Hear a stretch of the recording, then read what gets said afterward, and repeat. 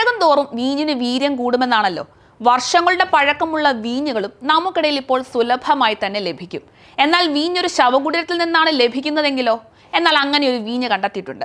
2000 വർഷം പഴക്കമുള്ള റോമൻ ശവകുടീരത്തിൽ നിന്നുമാണ് ഈ വിചിത്രമായ വീഞ്ഞ് കണ്ടെത്തിയിരിക്കുന്നത്. ശവകുടീരത്തിനുള്ളിലെ ഈ വീഞ്ഞിന് യാതൊരുവിധ കേടുപാടുകളും സംഭവിച്ചിട്ടില്ല എന്നതാണ് മറ്റൊരു യാഥാർത്ഥ്യം. എന്താണ് റോമൻ ശവകുടീരത്തിലെ വീഞ്ഞിന്റെ പ്രത്യേകതകൾ? എങ്ങനെയാണ് ഈ വീഞ്ഞ് ശവകുടീരത്തിൽ എത്തപ്പെട്ടത്? സ്പെയിനിലെ കാർമോണയിലെ 2000 വർഷം പഴക്കമുള്ള റോമൻ ശവകുടീരത്തിൽ നിന്നും ലോകത്തിലെ ഏറ്റവും പഴക്കം ചെന്ന വീഞ്ഞ് കണ്ടെത്തിയിട്ടുണ്ട്. ഗ്ലാസ് പാത്രത്തിൽ സൂക്ഷിച്ചിരുന്ന വൈറ്റ് വൈൻ 1867 ജർമ്മനിയിൽ നിന്ന് കണ്ടെത്തിയ സ്പെയർ വൈൻ ബോട്ടിലിന്റെ റെക്കോർഡാണ് മറികടന്നത്. റോമൻ ശവകുടീരത്തിനുള്ളിൽ വെള്ളപ്പൊക്കമടക്കമുള്ള പാരിസ്ഥിതിക ഘടകങ്ങളിൽ നിന്നും ഇത്രയും കാലം സംരക്ഷിക്കപ്പെട്ടു എന്നതും പ്രത്യേകത തന്നെയാണ്. 5 വർഷം മുൻപാണ് ആൻഡലൂഷ്യൻ പട്ടണമായ കാർമോണയിൽ നിന്നും 2000 വർഷം പഴക്കമുള്ള റോമൻ ശവകുടീരം ആകസ്മികമായി കണ്ടെത്തുന്നത്.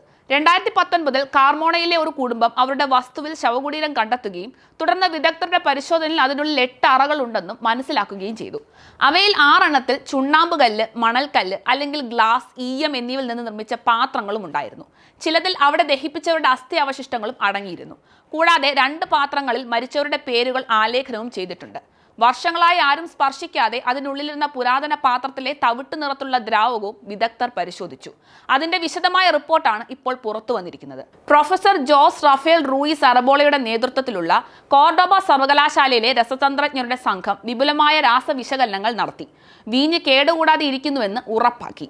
അതിന്റെ pH, ജൈവ വസ്തുക്കളുടെ അഭാവം, ധാതു ലവണങ്ങൾ, മരിച്ചയാളുടെയോ ഗ്ലാസിന്റെയോ അസ്ഥികളുമായി ബന്ധപ്പെട്ട ചില രാസവസ്തുക്കളുടെ സാന്നിധ്യം എന്നിവയെക്കുറിച്ചും അവർ പഠിച്ചു. റെഡ് വൈൻ മാർക്കറായ സിറിഞ്ചിക് ആസിഡിന്റെ അഭാവമാണ് വൈറ്റ് വൈൻ ആണെന്ന് തിരിച്ചറിയാൻ സഹായിച്ചത്. അവരുടെ കണ്ടെത്തലുകൾ ജേർണൽ ഓഫ് ആർക്കിയോളജിക്കൽ സയൻസിന്റെ റിപ്പോർട്ടുകളിൽ പ്രസിദ്ധീകരിക്കുകയും ചെയ്തിട്ടുണ്ട്.